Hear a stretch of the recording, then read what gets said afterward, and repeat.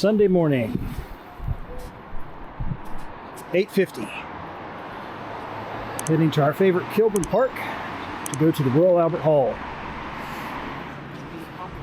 Welcome to London, England, November 2023. Hey everyone, I'm Patrick from Oakland Travel. It probably is. Our favorite breakfast spot here in the morning. Nice selection in the Starbucks, stuff that we can't get in the States, I don't know why that is either. which is pretty typical. And we've noticed that in a lot of places. Cool things in the Starbucks that we can't get in the The States. Trees Hotel. Not sure why. There's our Tesco. We're stopping there tonight to get more bottled water. Nice little convenience store. It's open nice long hours. And it's right next to the hotel. So I was very strategic about the positioning of the hotel, like which hotel to book. Because I wanted like a little grocery store like that. I wanted like you see the Kilburn Park station. I wanted things like that close to the hotel. And this Marriott in the Maida Vale area of London fit the bill perfectly. What our balance is should be about 30 pounds. Yeah, 30 pounds, 30 pence. We had the visitor oyster card going on there. We had to put money on it once during the 8 days that we were there, 9 days, whatever it was. So it worked out quite well. It will rapidly heat up once we get down here. We started out with 48 up there to like 75 or 80 down here. Started out with like 50 pounds on it, I think, and then ended up putting money once on there. Yeah, quite a difference in the heat, man. It's cold up at street level. Come way down here, and it's just boiling hot. It's like hot, cold, hot, cold, hot, cold. So we're going to go southbound platform to Oxford Circus.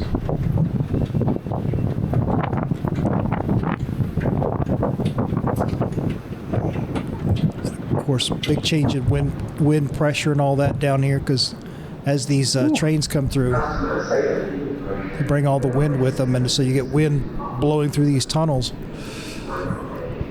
So we got here just in time. So this video is mostly going to be about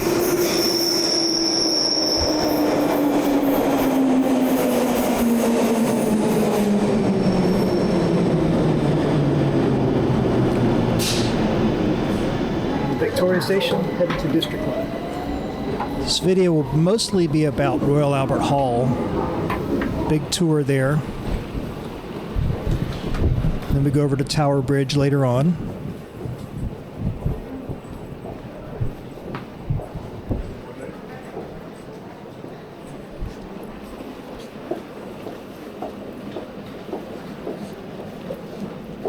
So we're going to... Where are we going? We're going to the District Line. So we're at Victoria here. And so we have to go to West Kensington. Well, we ended up going to South Kensington, but such a mess navigating. Oh, no, sorry, South Kensington. Yeah, South Kensington, not West Kensington. South Kensington. So we have to hop on. Yeah, District Line West. So we're going to South Kensington. So we're going right there. Oh, District Line this way to South Kensington. Yep. We'd only been in London a couple of days at this point, so District Line westbound. still trying to navigate the tube system, and hey, it's cool once you get used to it. But when you first arrive in London and you've never been there before, it's different. And we don't have anything like this in Orlando, Florida, where we're from. So, mind the gap. You'll hear that all the time. Mind the gap. And of course, we just missed that one, so we've got to catch the next one. Next train taking Ealing Broadway will depart in 2 minutes. We need to go down over that.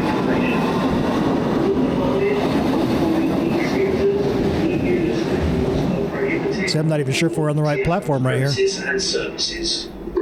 It's so confusing until you get used to it.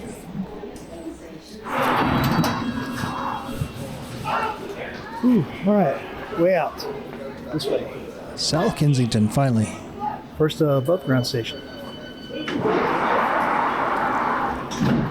And what a mess trying to find the right one to get to South Kensington. Super, super long tunnels down here. I mean, these things, God, I don't know how many steps. Man, what a walk. And this is all underground. I think this goes back to World War II. And these tunnels that Looks like we're coming to the end down here. they must have been hiding out during the Blitz and everything, because I mean these tunnels are massive. Thank God for Google Maps, because once we get street level, All right, you are here. So that means when we come out of here, I guess we need to take a left on the Exhibition Road. this was kind of a cool area though. A lot of university like stuff around us, and I'm not sure what part of London we're in here, but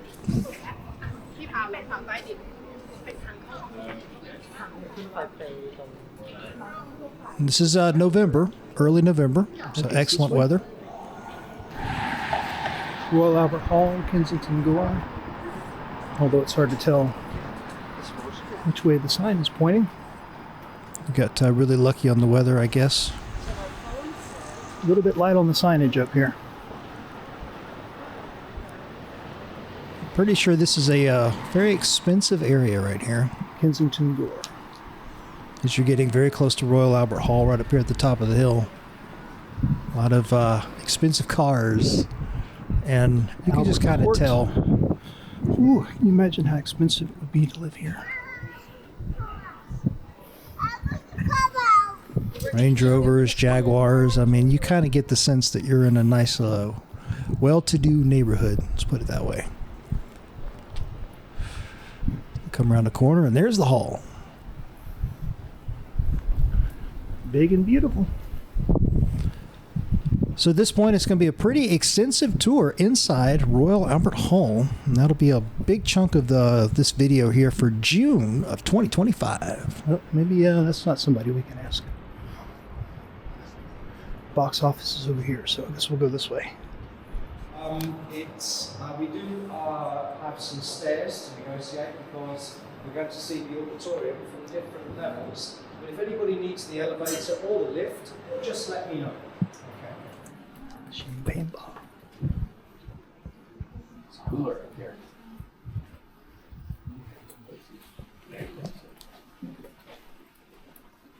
Okay, so we've come up from the stalls level to the grand tier level, and I'm going to take you into a couple of grand tier boxes a bit further round, so we're directly looking at the stage. And if you came to the Royal Albert Hall 152 years ago, when this building was first opened by Queen Victoria, you might have arrived in one of the vehicles that you see on your screens. A handsome cab. There you go, how about that? I've still got one. There you go. Upsets the taxi drivers in London, no end. So we're 152 years old, this building. The Royal Albert Hall is named after Prince Albert, a young German prince who came to London in the 1830s to marry a young Queen Victoria. Prince Albert and Queen Victoria got married in 1840. They were very young. They were just 21 years old when they got married. And they were in love. Although it was an arranged marriage of a kind, if you read Queen Victoria's diaries, she's always referring to her beloved husband, Albert, Prince Albert, as her angel. How about that? And I'm sure you all refer to your beloved ones as angels, don't you, from time to time. Well, they went on to have a lot of children. How many children did they have? Does anyone know? Have a guess? Nearly 9 children. They had 9. Almost a football team. There you go.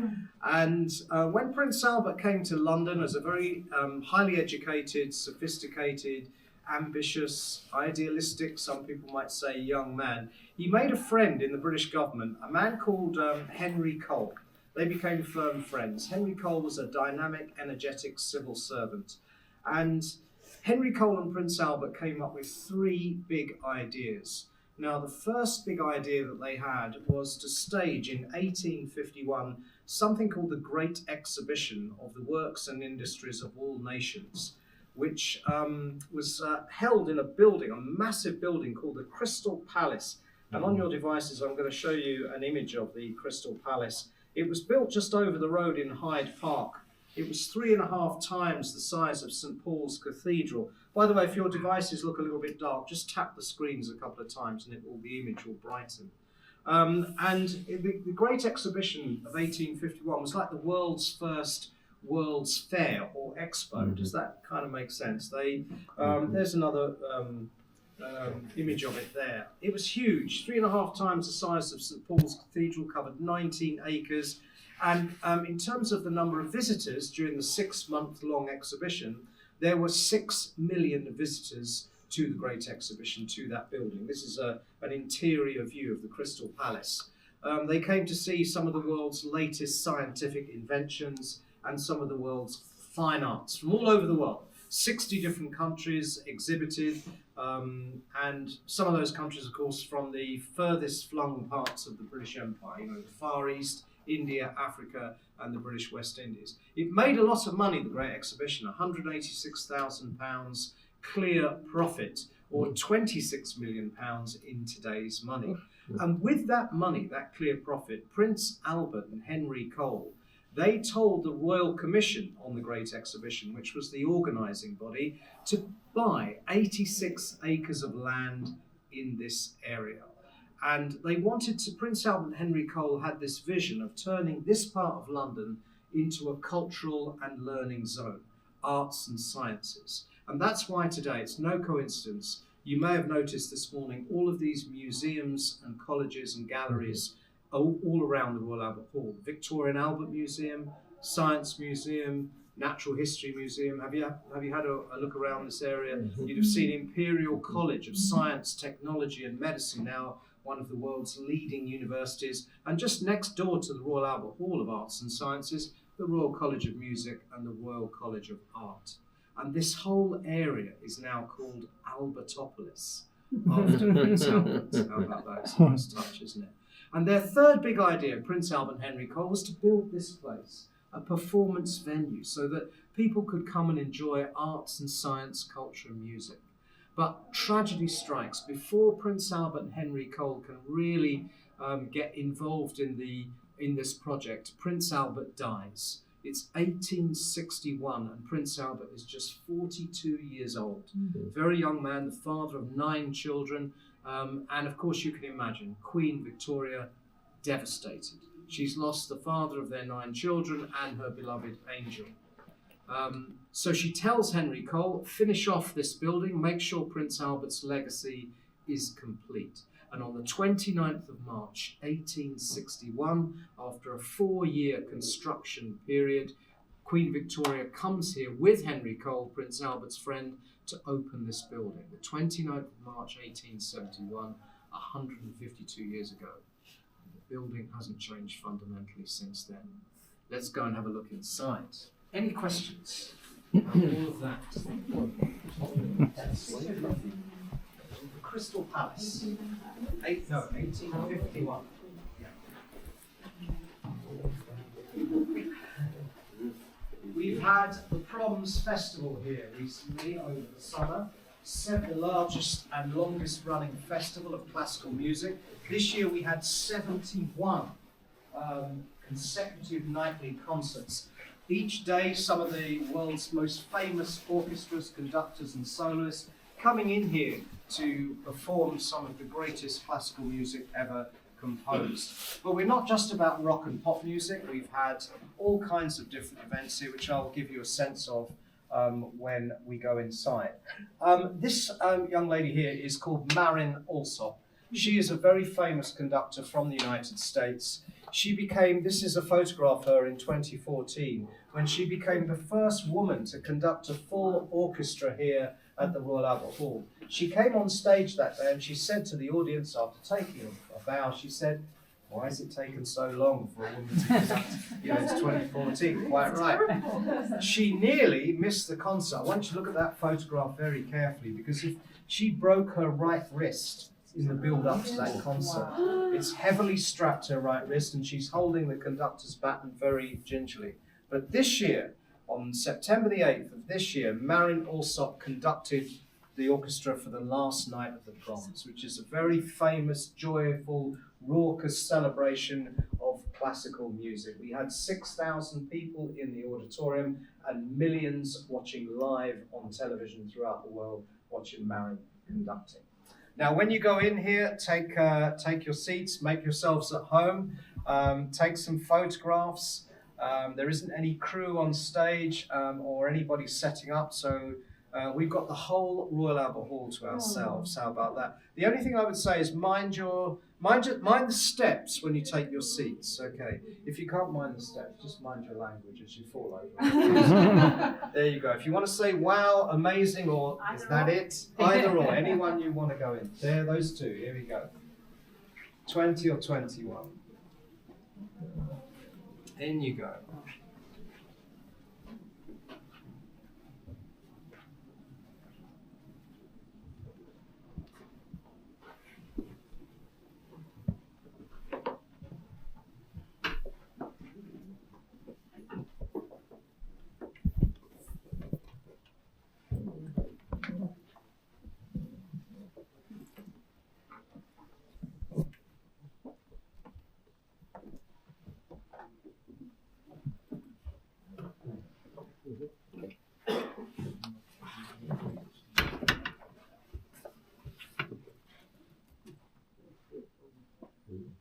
You like the view? Yes, very much so. Good. Yes, the acoustics are amazing. They are indeed. The acoustics are amazing. I'll tell you more about how we achieve those amazing acoustics when I take you right up to the gallery a bit later on in the tour. The gallery is right up where the arches are, going all the way around at the towards the top there. Okay. So welcome to the auditorium of the Royal Albert Hall.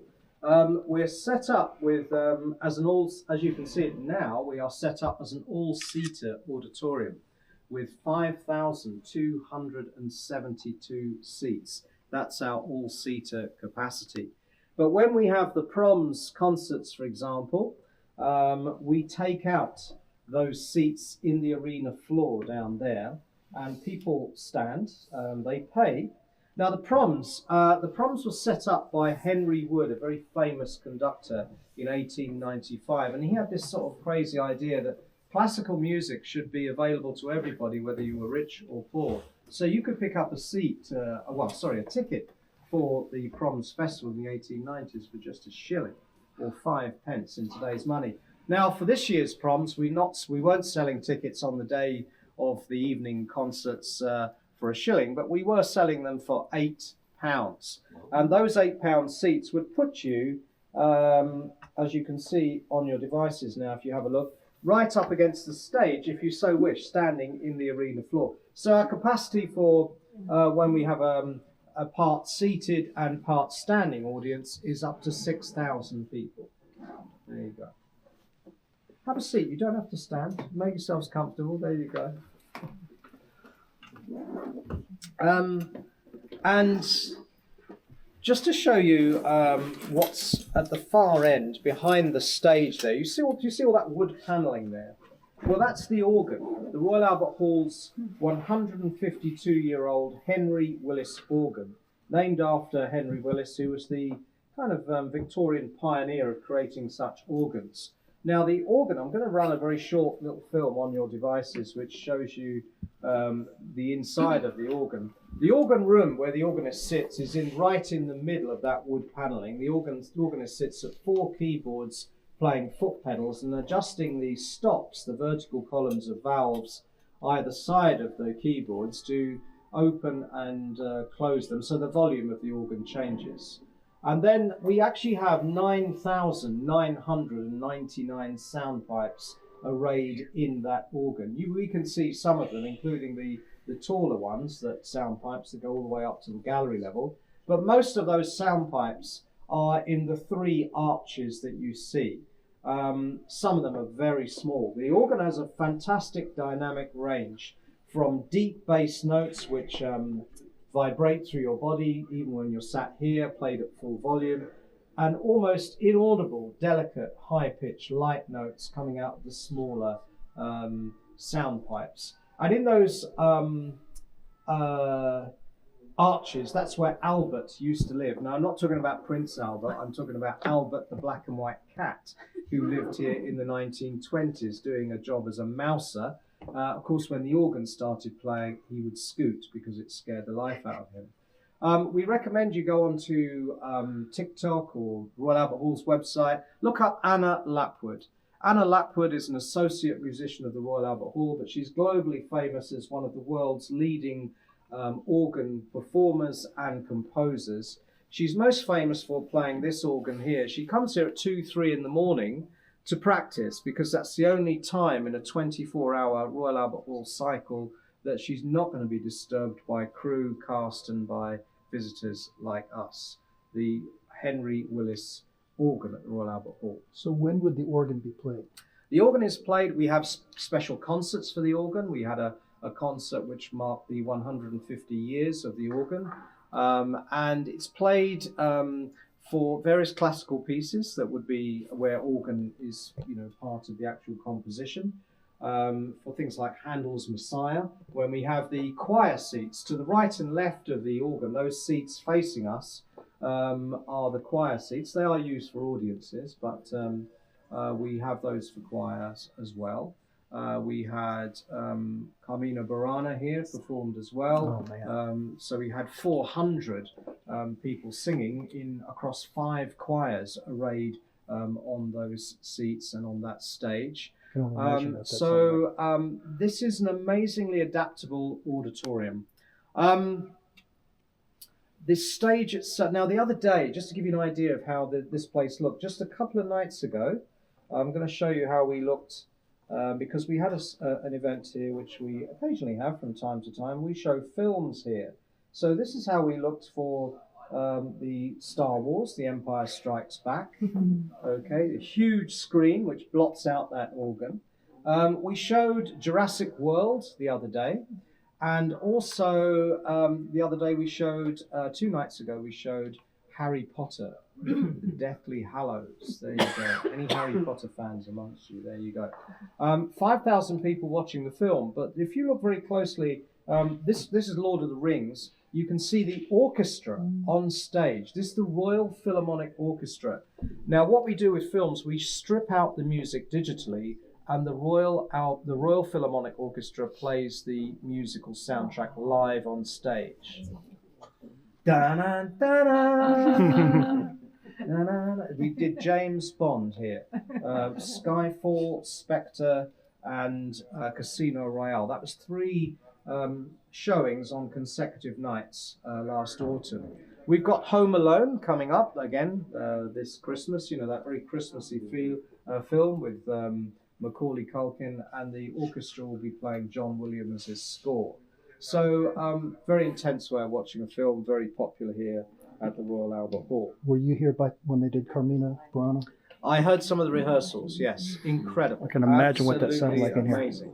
Beautiful. Of course, classical music, orchestral music, operatic music, choral music, non-amplified. So you're getting the actual sound coming almost naturally. Now, other events that we've had here. So, of course, as well as classical music, we've had rock and pop here. The Beatles. Any Beatles fans? Yes. Rolling Stones? Yes. Well, let me tell you, the Beatles and the Rolling Stones performed here on the same day, on the same bill in 1963. That hasn't happened at any other venue in the world. There you go. And we've also had people like Jimi Hendrix perform here, Bob Dylan, Janis Joplin in the 1960s. We've had Pink Floyd, Led Zeppelin, Deep Purple, Black Sabbath, some very heavy rock music here. Adele, there she is. She loves playing the Royal Albert Hall. There you go. And can anyone tell me who this is, please? There you go. Who's that? That's Eric Clapton. That's right, Eric Clapton, who really loves the Royal Albert Hall. I mean, he has a love affair with this place, which stretches back decades. He's performed here more times than any other artist, Eric Clapton. He was here recently playing alongside Ronnie Wood of the Rolling Stones with Rod Stewart on lead vocals. This was the Jeff Beck tribute concert, a concert especially held for Jeff Beck, the guitarist. Eric Clapton, that was his 217th performance here at the Royal Albert Hall. I'm sure Elton John's played here quite a few times. Elton John has played here, yes. Peter Gabriel, Jackson Brown, Bruce Springsteen, Tom Petty and the Heartbreakers.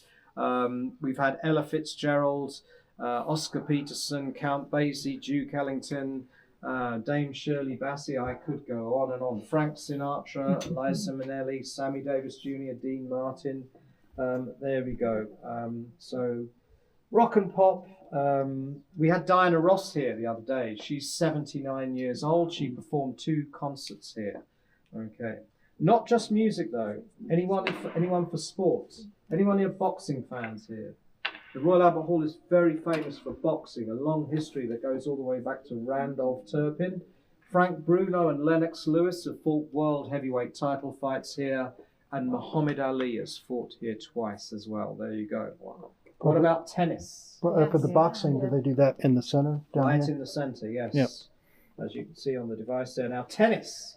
There you go. That's how we look for tennis. Martina Navratilova, Bjorn Borg, John McEnroe, Pat Cash. They've all played tennis here in the past. There you go.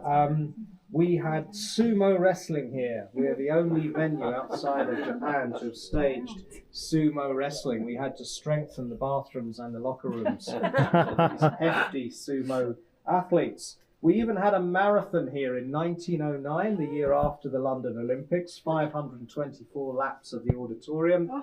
Only 2 runners, Charles Gardner of the UK and Dorando Pietro from Italy. Unfortunately, Dorando's footwear, his running shoes, gave way. They disintegrated after 364 laps. Charles Gardner, to claim the massive £100 prize, had to finish the rest of the race on his own.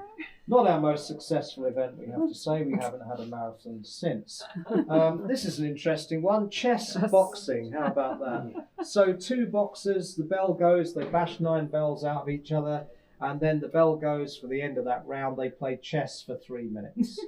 Boxing, chess. The winner of the contest, either by knockout or by checkmate. There you go. Very popular online. If you're interested in taking up that sport, I'm sure there is a relevant association you can contact. Dance. This is extremely important here. The English National Ballet have kind of made this their second home, the Royal Albert Hall of Arts and Sciences. They're performing here Tchaikovsky's Swan Lake with 60 ballerinas, using up the entire floor space as their stage, as they did recently for Cinderella, the ballet, where they had 95 ballet dancers on stage in a very lavish theatrical production. I was privileged to have a ticket. Ballet's not normally my thing, but yeah, you can tell I'm not a very cultured person, but I did enjoy that very much. So ballet. And this photograph here is one of the most famous photographs taken of Princess Diana. It was taken here at the Royal Albert Hall. She's with principal members of the English National Ballet. Princess Diana was a frequent visitor here. She sat in the Queen's box. Now, the Queen's box is now known as the King's box. We're expecting King Charles here next Saturday for the Festival of Remembrance, the annual service that we have here to commemorate all of the people who lost their lives in the world wars of the 20th century. The Queen's box, or King's box, is the box with the crown just above it to our right. You can see it's on the same level as where we are now, the grand tier. You've got the crown on the fascia of the balcony above. 20 seats. So Princess Diana, she sat there on many occasions. Now, the photograph you're looking at is sadly one of the last photographs publicly taken of Princess Diana, taken just a few weeks before she was tragically killed in Paris back in 1997. So we simply pumped 56,000 litres of water into that arena floor space, and then during the 20-minute interval, we drained the water to create the scenery for the stage for the second half of the opera. And then it was purified, the water in water tanks held underneath that stage, and then pumped back into the auditorium for the next performance the following day. At the end of the production, those water tanks were loaded onto the back of huge trucks and driven out from underneath the stage and the organ. Now, this auditorium has not changed fundamentally since Queen Victoria and Henry Cole sat in the Queen's box over there 152 years ago. Henry Cole was very much influenced by Roman amphitheatre architecture. He'd been to Rome, he saw the Colosseum, and he came back and he tells the architects, I want you to design an auditorium which looks and feels like a Roman amphitheatre. Hence it's oval shaped, it's elliptical, as is the building, and you have the arena floor, you have the loggia boxes, the first row of boxes down there, and then of course at the very top you have a gallery, just like a Colosseum, a Roman amphitheatre. But we added 5 floors to the Royal Albert Hall in the 1990s. Now you can't see them because those 5 floors are beneath that stage, beneath the organ, and beneath door 12 where you came in to the building itself. I'm going to give you an idea of what that all looks like down there. Basically, it took 3 years to excavate that huge hole down there. My back is still hurting. And just checking if you're listening, there you go. And down there, level -5, there is an electricity substation which relays power to the building and to our neighbouring apartments and colleges. Now, and by the way, that electricity substation level -5, I'm talking about the height of 5 double-decker London buses beneath that stage. It's massive down there. It's like a subterranean world. At level -3, so the height of 3 double-decker London buses underneath that stage is what you see on the screen, a loading bay, which allows 3 juggernaut lorries to enter the building simultaneously, park side by side, and for the production crews here, when they come in here for the different shows and concerts, to unload all of the flight cases containing all of the sound, lighting, props and stage equipment that their productions need. But that's 3 double-decker buses beneath that stage. Now, how do the production crews get all of those flight cases up to the stage level? Well, if you look at this central block of seats, the front, I would say there's probably 4 rows of seats, both as the left-hand block and the central block, which are actually based on a platform lift. Now, that platform lift allows us from level -3 to bring up the equivalent on each lift coming up, the load of equivalent to 2 grand pianos at any one time. So tonight, well, there is no show tonight, but for tomorrow night's show, whatever, I don't even know what tomorrow night's show is, but the other night when we had the film here, Harry Potter, there were about 60 people sat on the platform lift, but they didn't know that their seats were on a platform lift. Only if some idiot like me had come in and pressed the lift button, and they'd have descended all the way down to the loading bay, leaving a huge hole in the floor, and me without a job tomorrow, would they have known that they were on a platform lift? But that platform lift and the loading bay allows us to, and there's we've decorated that loading bay down there as well. It sometimes is used as a performance area. You can see Bob Dylan and Pavarotti and Winston Churchill and people like that down there. That loading bay and platform lift allows us to have about 250 different productions or shows here every year, and 395 performances of those 250 shows. So we have one of Europe's oldest auditoriums, which hasn't changed, but we have some of the most state-of-the-art technology, lighting, sound and stagecraft equipment in here to change this building on a daily basis. There's enough room down there probably to stage equipment like a couple of days in advance kind of thing? Absolutely, sir. Yes, indeed. We tend not to do that, though, because we have different shows here on a daily basis. The only exception to that is Cirque du Soleil, the world-famous French-Canadian entertainment group, who come here. They're coming again here at the end of just after Christmas for a 7-week run of their latest show. And they bring, for their 100 cast and crew to operate that show, they bring in 60 juggernaut juggernaut lorry loads of equipment into that loading bay. They even set up a fully equipped gymnasium up there for their cast and crew in the gallery. Also down there, as you can see, we've got the dressing rooms for the choirs and for the orchestras and for the ballet dancers. There you go. And I'll give you a glimpse into my dressing room there. There you go. Okay. So there we have it. About 1,300 of our 5,272 seats are privately owned. They were bought back in the 1870s. Queen Victoria herself purchased the 20 seats in the Queen's box for £100 each. And last year, those 20 seats were bequeathed by Queen Elizabeth II in her will to her son, King Charles III. So King Charles III is the only person of those 1,300 private seat holders who has the privilege of having a ticket, if he wants it, for every performance of every production that we have here. The other 1,300 or so seat owners, they have access to 60% of the tickets for performances here on a yearly basis. Okay. And where are those seats at? Well, most of the privately owned seats are in the grand tier where we are now, in the second tier boxes above us, in the loggia boxes, and then some of them are in the stalls, a few in the stalls. In fact, the last privately owned seat to have been sold here was sold in 2019. It was a stall seat down there, and it went for £250,000 because the private seats are on a 999-year lease, minus the 152 years that we've had already. Okay, because the Royal Albert Hall itself is a tenant of the landowner, which is the Royal Commission on the Great Exhibition of 1851. You remember the body set up by Prince Albert and Henry Cole to organise the Great Exhibition of 1851. We're on a 999-year lease as well. We're getting a bit worried, because the lease we've already used up 152 years. And we pay a massive rent every year to the Royal Commission. We have to physically pay 1 shilling in Queen Victoria's money or 5 pence in today's money.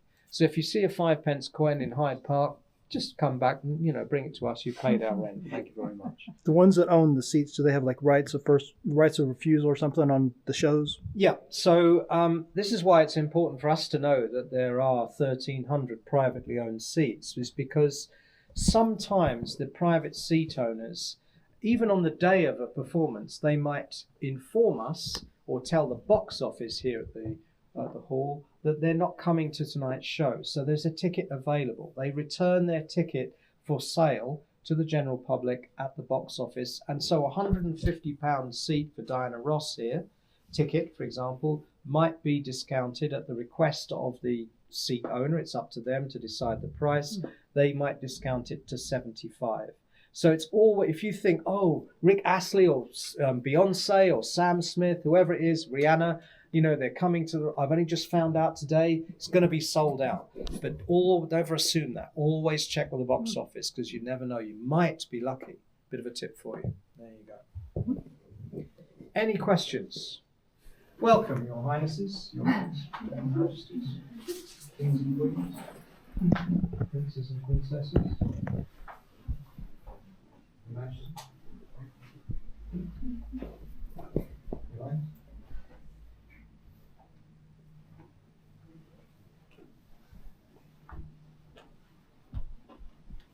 Go, sir. Just close the door so we get the full stand of the room. So this is it, the Royal Retiring Room. Normally closed to members of the public. It's just a room with a floor and a ceiling, but I suppose we can look at it differently. If only these walls could talk, they could reveal what we can only imagine with the conversations that took place in here between these successive kings and queens and consorts and their special guests. There's Queen Elizabeth II. So what did she say to Nelson Mandela in this room? What was their conversation? That would be interesting. Did the Queen say to Muhammad Ali, yes, I know you float like a butterfly and sting like a bee, but in London, I am the greatest. Now we don't know. Just guessing. What about the conversation between the Queen and John Lennon and Paul McCartney, which took place in oh, there's Queen Victoria's ghost there. Mick Jagger, the Rolling Stones, in here with the Queen. The Queen with Frank Sinatra, Liza Minnelli, Sammy Davis Jr., Dean Martin in here, those great entertainers. Elton John, more recently Adele, Ed Sheeran in here, speaking with the Queen. Great conductors like Daniel Barenboim, Simon Rattle talking music in here with the Queen. World leaders, Nelson Mandela, President Kennedy, going back a bit, Charles de Gaulle from France, Indira Gandhi from India, Pierre Trudeau from Canada, Angela Merkel from Germany would have been one of the last world leaders in here speaking with the Queen. We have hospitality events up here. We can turn this, as we do frequently, into an art gallery for exhibitions, and we have book launches up here too. Ballerinas are filmed dancing up here as well, with the auditorium as a dramatic backdrop. And as I mentioned earlier, Cirque du Soleil, they installed their gymnasium on that side of the gallery over there. If you look at the roof, you'll notice a little bit of natural daylight coming through that center circle. That's because we have that glass dome on the top of the roof, covering most of the area that we're looking at in front of us up there. Then you've got this fluted aluminium canopy. Now that was an addition to the building, a permanent addition to the building in 1949. There was a worry that some of the glass segments of the dome might have been loosened and could pose a danger to the audience and the artists in the auditorium. And of course the shield, or the fluted canopy, does shut out natural daylight, which is good now, because then we can have atmospheric lighting within the building. Now you may have wondered what these strange mushroom cloud shapes are. We have 85 of them suspended from the roof. We call them mushrooms, but they're actually technically entitled glass fiber acoustic diffusion plates. Some of them are filled with material that absorbs sound, and some are empty, which deflect sound.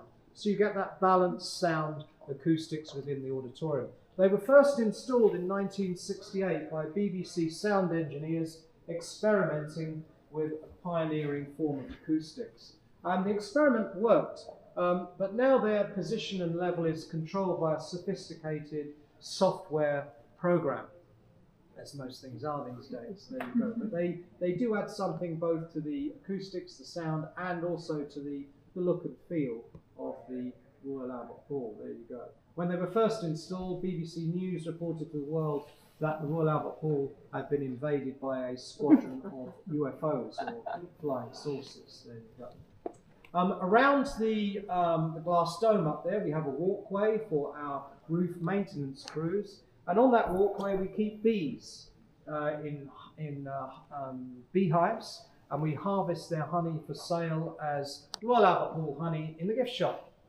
Yeah, I did wonder why when I first joined the building. I did ask my colleague Richard, who's the historian of the Royal Albert Hall. I said to Richard, why do we have bees on the roof? And Richard said, well, it's obvious. Hyde Park's trees and flowers are just across the road, pollination, we need to do our bit. But he said the bees were specifically attracted to the Royal Albert Hall's roof because of the vibrations inside the auditorium from the rock and pop and orchestras. And I said, really? And Richard said to me, yes, Paul, the bees were attracted by it. Then he said, Beyonce, Bee Gees, B.B. King. He went on like that. When he got to Sting, I wanted to knock him out. I see a very nice line array system there for the sound. Yes, indeed. Yeah. Cirque du Soleil, where you have the array of speakers and lights there, Cirque du Soleil, when they come here at the end of the year, they will build a platform at this level next to those lights and speakers for their performers to descend and then ascend from the stage. It's an amazing setup. They build walkways from that platform to the gallery. People in the audience can't see that, but that's where they kind of come from. They take about a week to set up their stage and their platform and all of their paraphernalia here, Cirque du Soleil. Now this place, the Royal Albert Hall, took 4 years to build. A construction program involving 2,000 men, women, and of course child labourers on this site on average every day. They used an estimated 6 million red bricks, which are on the side of the building, and 80,000 of the moulded terracotta blocks that you see in the 4 different porches. And then on the 29th of March 1871, These lights shining directly at the camera don't exactly help, but nothing you can do about it. but Prince Albert and Henry Cole wanted to call this place not the Royal Albert Hall, but the Central Hall of Arts and Sciences, central to Albertopolis, you know, the cultural zone that they were intent on establishing.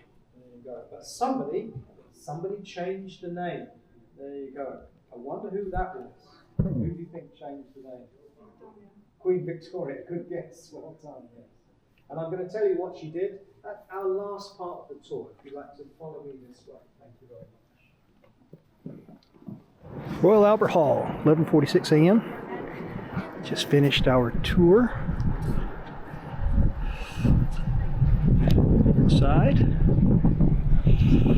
Now we're getting ready to go back to the South Kensington station, which is going to be very busy according to the app.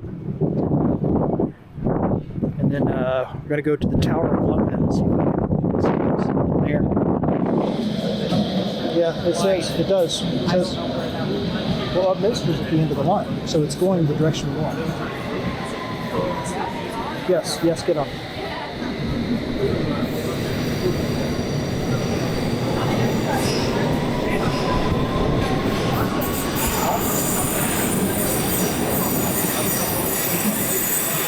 A lot of walking during this vacation in London. A lot of walking, but it was good. Very, very cool city. Don't have to have a car.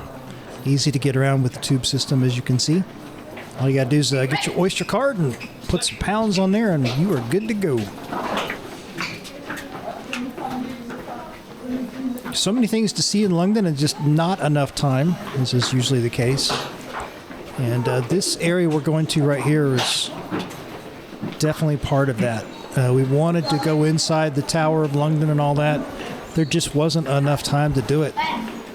We had a pub tour, historical pub tour later on this afternoon that this video is being recorded, and there just wasn't enough time to do all of it because we had to be over on another part of London for the pub tour by a certain time. And every single bit of this vacation was planned out pretty extensively, so you know, it's one of those things. It gives a good reason to go back, that's for sure. Full body suit.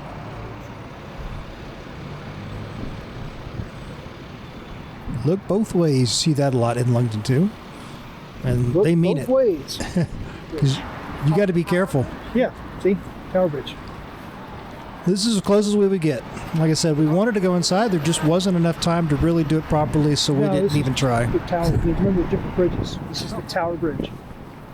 But a very, very cool area. So we spent a little bit of time here, but then we had to head off to go do our pub tour.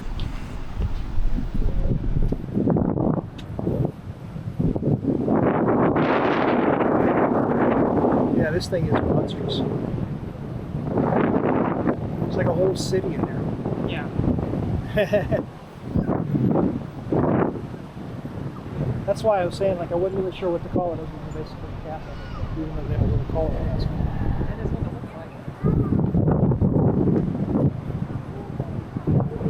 So I guess I don't know. sorry. What do you think?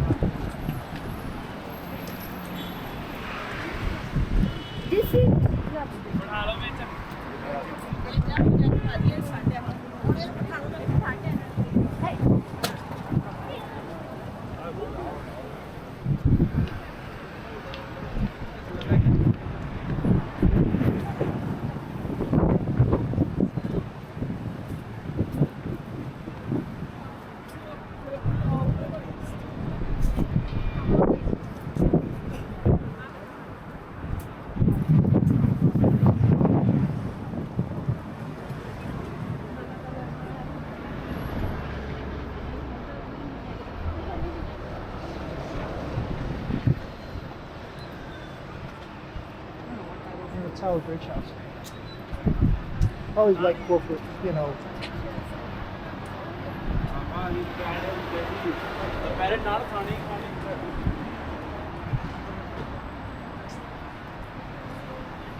Yeah, we'll just go down here to the Tower Bridge and then start working our way back. I mean, yeah, we can always get over there earlier and just kind of go around over there. Yeah, Because after that, we don't have anything planned. no. And how long is that one? I think it's 4 hours. Really? I think. But we did, Depending on how much we're drinking, we may or may not want to walk around. well, that was the one that I put on the thing, but like there is no designated ending for it. So I think you could probably leave the tour like whenever you wanted.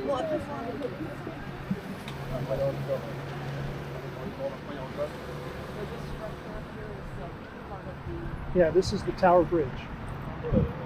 It's just, Somebody mentioned go inside. yeah, see the whole thing, you can do tours and stuff like that. That's why you see things I about don't think we have tickets. enough time to do that either. No.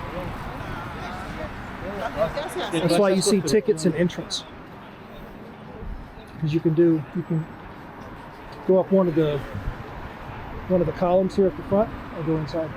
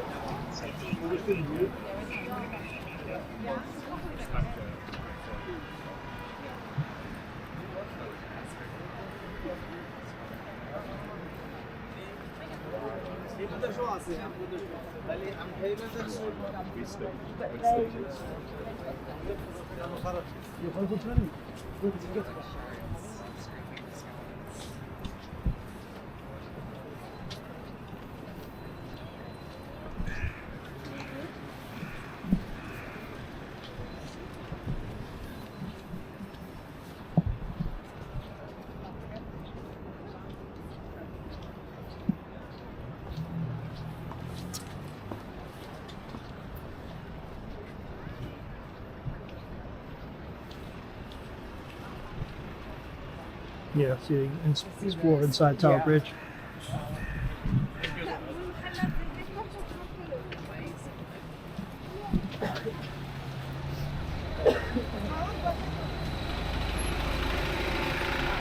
Ooh, I'm sure it's expensive to stay there.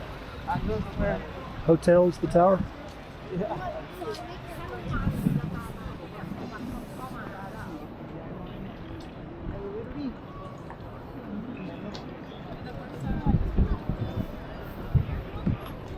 Enormous.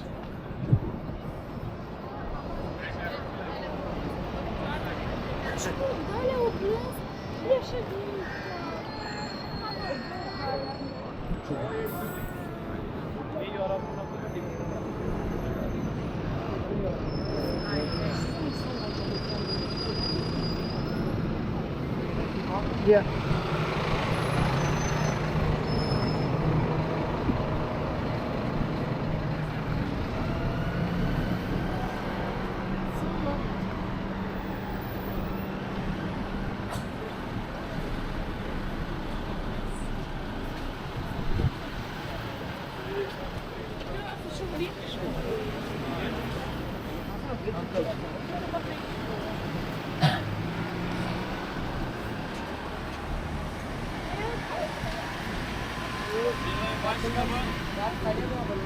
Taxima?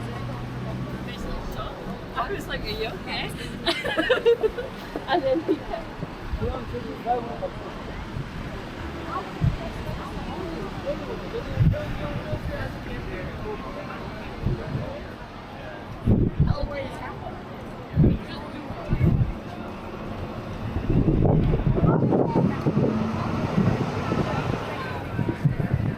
One of the Uber boats.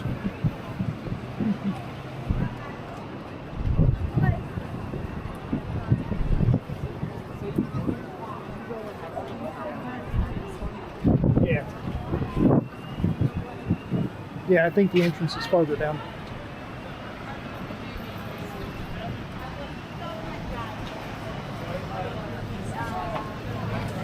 And then you go take this and it'll take you down to the river bank, the river front down there.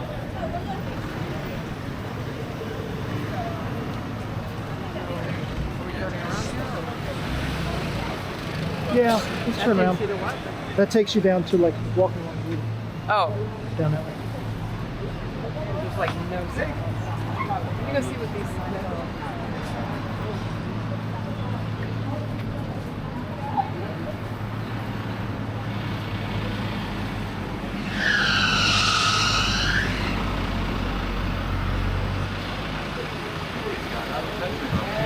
City of London, Tower Bridge.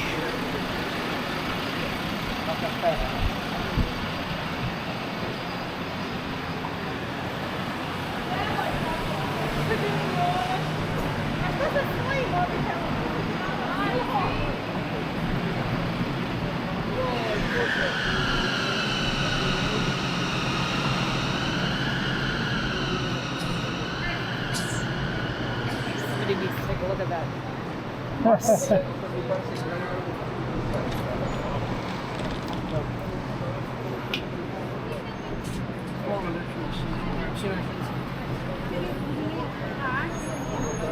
1894.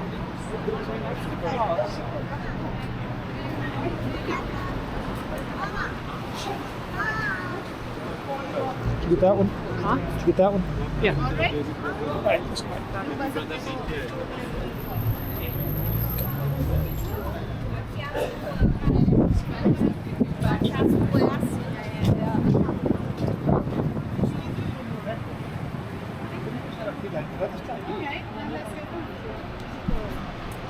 What to me look like crosses in these sites of these houses. I've seen them multiple times. Those are probably for like defensive, you know, firing a gun through it. Probably. Oh, okay. That's what I think they are. I don't know. One of the households that we went to said something about the gun port, something are there, but they're not really usable. That's not the word they use. Because of like where they were and how spaced apart they were. Yeah. So I don't. Maybe that's what they were talking about. They kind of look decorative, but I'm not sure. And it just so happens, I don't know. It looks to me like a cross. They look like they could be used for defense of Yeah.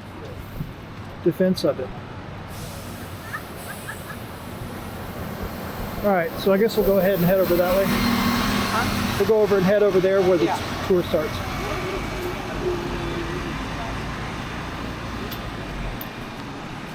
On both sides of the bridge. Hang on. What? Oh, I don't know. Oh, maybe to stop vehicles from going through here. Oh.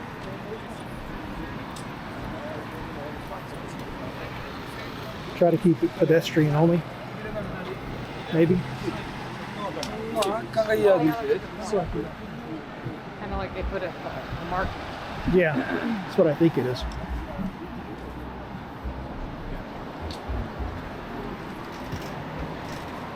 Man, that thing is massive. Yeah. You could do, For the whole day. yeah, pretty much. If all of it's open. Even if only like, see where all those people are walking around up there? Even if only parts of it are open. I'm sure there are like huge tours you can do through there. Yep. And we don't have that down as a scheduled thing too? No, there's too many things to do. I think I'd rather do that than the botanical gardens. The what? That than the botanical gardens. I don't know why. I don't know why I would have, talking about things to do, why I would have said, oh, let's do that over this. Yeah, I don't know. It's just too much. Like if you wanted to do that today, you'd have to have ditched the Royal Albert Hall thing. And even then, We have other days where we're doing just London. Yeah, but we had already sort of I know, but earmarked. we don't have like plan for every single. Yeah, we kind of do. For the other days where we're over in London. Yeah. But is it just London's house? I don't remember. I'd have to look at the schedule, but we already had stuff on there. Yeah, maybe tonight we can look at it and see if we can shuffle stuff around. depending on what's already there. Not sure where or when, but I think we're supposed to do afternoon tea somehow. Not sure where or when, but we're supposed to do afternoon tea somewhere, I guess. It's like a London. It's a London thing, you know. The English are known for their tea time. Yeah. You're not feeling it? I mean, not supposed to do, no. Walled City. Did you catch the plaque over here? What?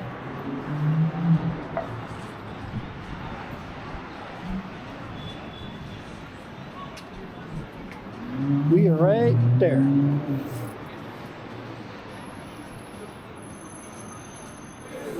Hey, Maria.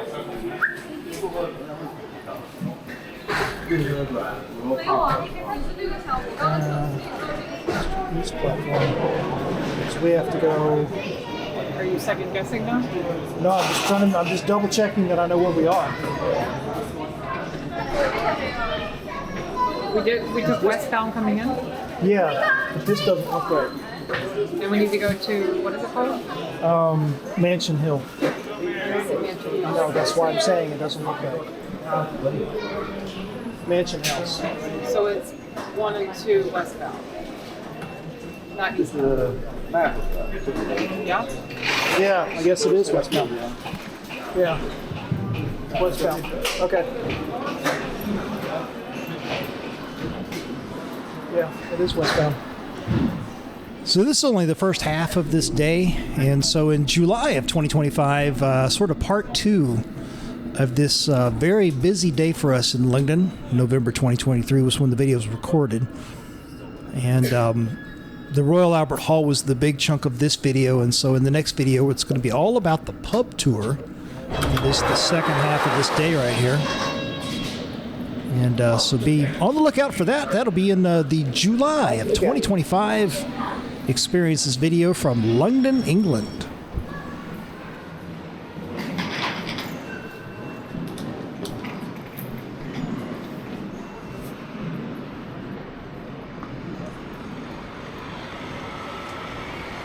I'm telling you, they're everywhere.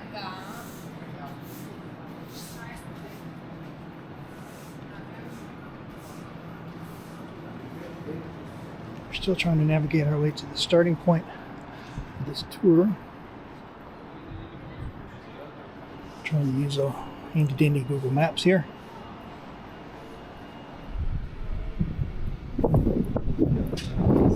So we are right there. All right, we're on the pub tour. Historical pub tour.